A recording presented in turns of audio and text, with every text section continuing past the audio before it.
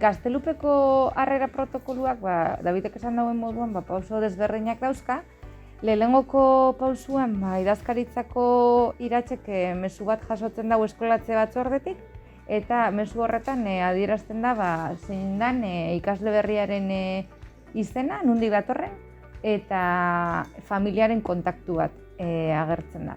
Orduen nire arduria da, orientatzailean arduria da familiarekin harremanetan jartzia, eta lehenengoko harrera bat eitzeko hitzordua jartia.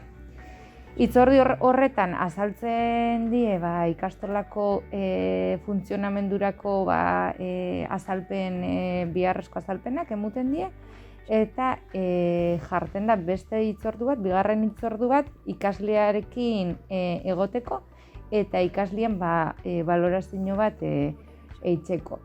Ze moduz dabilen matematikan, ero hizkuntzetan, ero irakurketa idazketan, balorazio orokor bat eitzen da, eta horren emaitzekin elkartzen gara orientatzailea eta ziklo arduraduna, eta erabakitzen dugu ikasle hori ze mailatan egotiak komenidan eta ze gela etorriko jakon hobeto.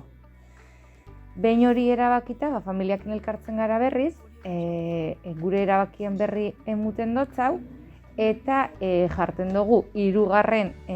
Zita bat ikasleari gelan harrera egiteko.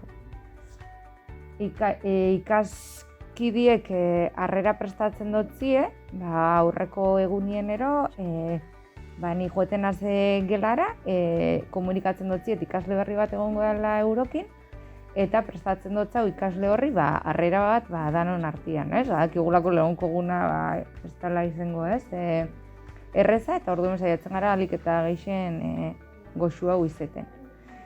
Eta hori, eta hor bukatzen da harrera protokolua, harrera ez ikaskidien ongi etorri edo harrera horrekin.